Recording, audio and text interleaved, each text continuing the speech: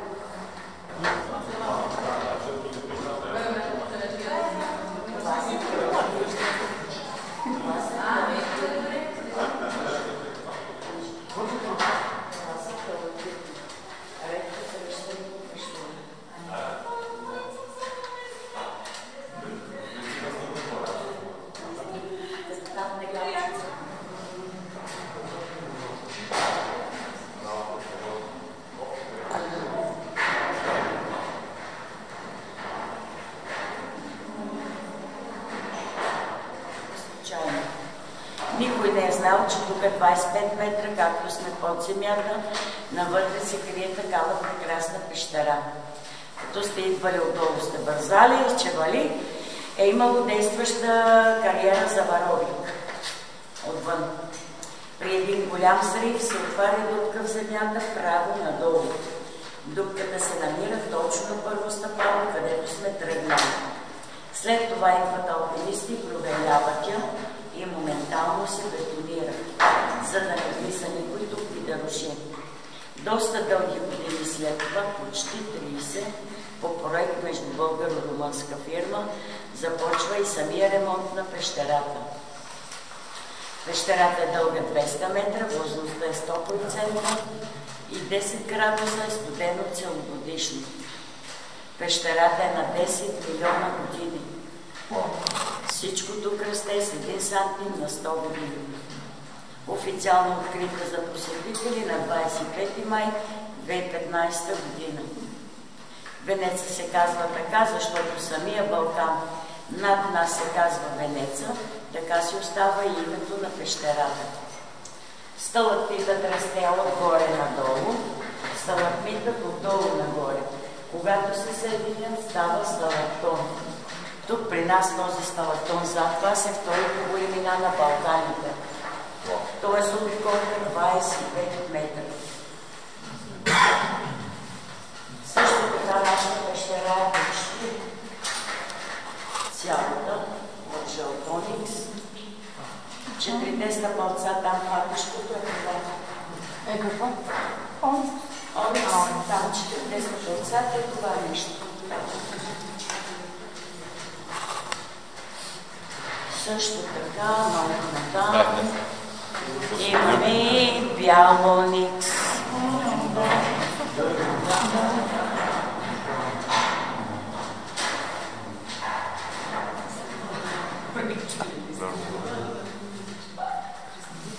Образованията не ги пипаме.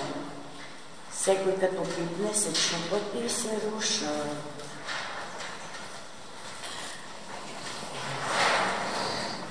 Сега продължаваме навътре. Последните да ни се остават, тъй като ви от друга нататък. Да, точно. От другата страна, като се обърнем, имаме показалец, който ни показва пазителят на пещерата. Той има 2 очи, нос и уста. О, да. Последните виждате ли? Да. Отгоре също така обърнат прилеп от дендрит. Сега продължаваме. Имаме едно навеждане на главата. Минаваме. Стъпваме на стъпалото, изправяме се и се качваме.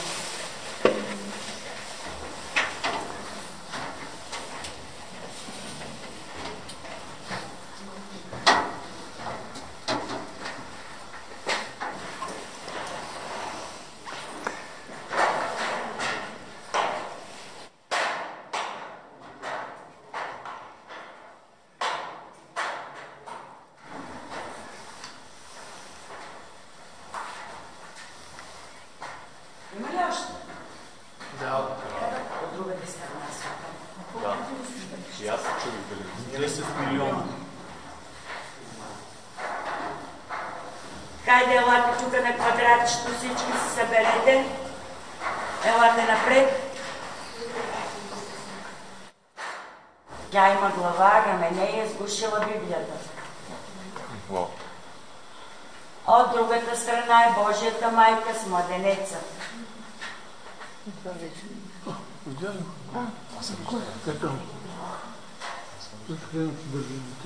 Да. Тук отдолу са медузите. Елате малко напред. Горе високо е Буда, едно чудо, едно кърне. Надолу е водопад от пясъчни кристали.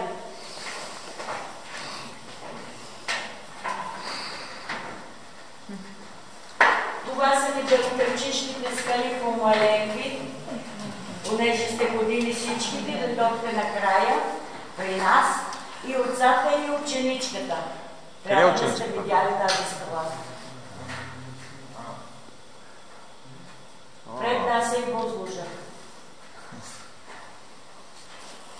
Това пред нас е капчета.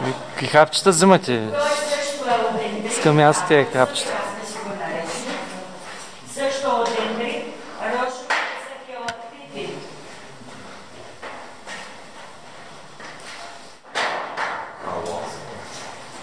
От лявата страна, тук като минавате осветен диалоги,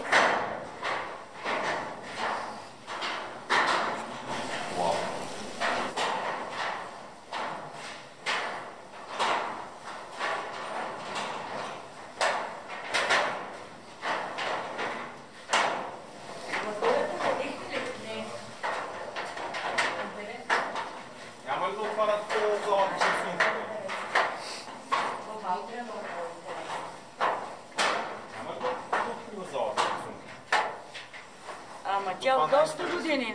Да, знам. Хайде, минавайте. Той също от Оникс. Ето му очето. Ето му и чотката надолу.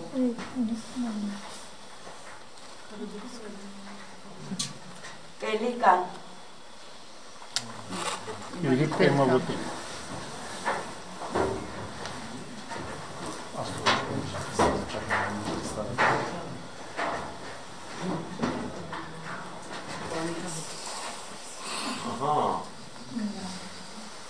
И не само тук. Горе високо имаме изображение на стар манастир от бяли жълтоници.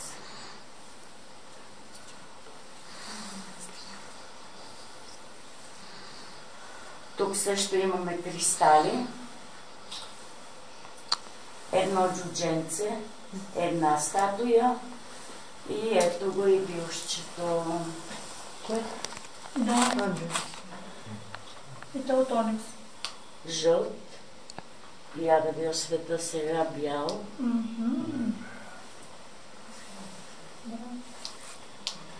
Това финерче колко пари струва? Това е най-важно. Абе това, да ти кажем е китайско. Шефовете нема си излъжа да дадат повече от 10 лева. Да. Сега се връщаме и последна.